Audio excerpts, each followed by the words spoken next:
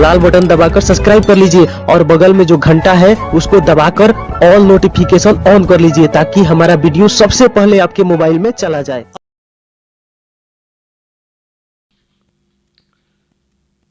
मैं भोला सिंह पटेल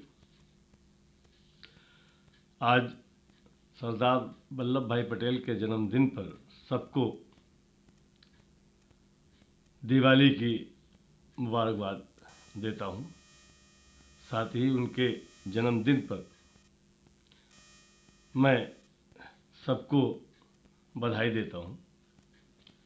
सरदार वल्लभ भाई पटेल का जन्म 1875 में नाडियाड गुजरात में हुआ था और ये 1950 में इनका देहांत हुआ।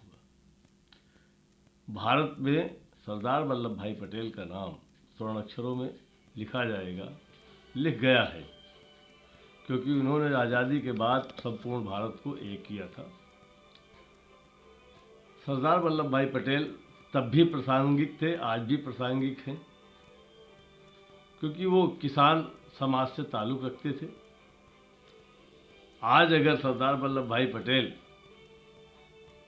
होते तो शायद ये भारतीय जनता पार्टी जो किसानों के आंदोलन को बेरहमी से कुचल रही है उसको बर्दाश्त न करते।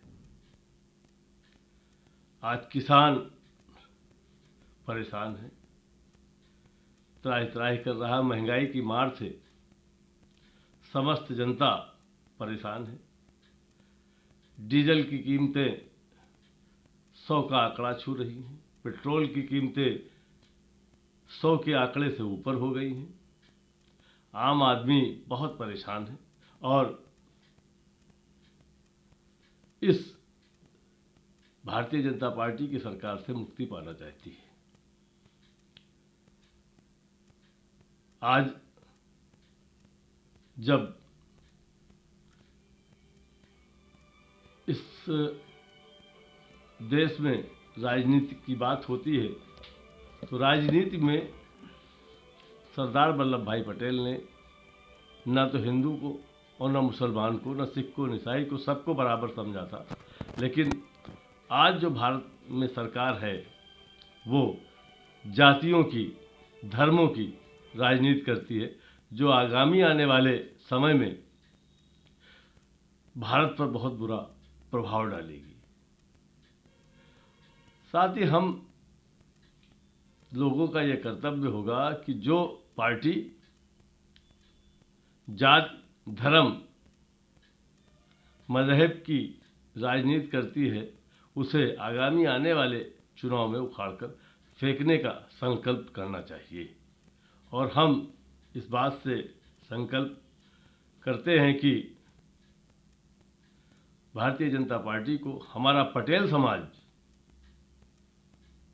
उखाड़ कर फेंकने में पूरा योगदान देगा। साथ ही जो पार्टी, भारतीय जनता पार्टी जो राजनीतिक और धार्मिक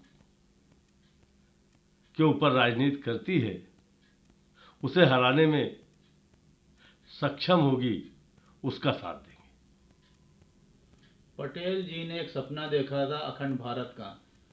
मौजूदा गवर्नमेंट क्या अखंड भारत के उस सपने को साकार कर रही है?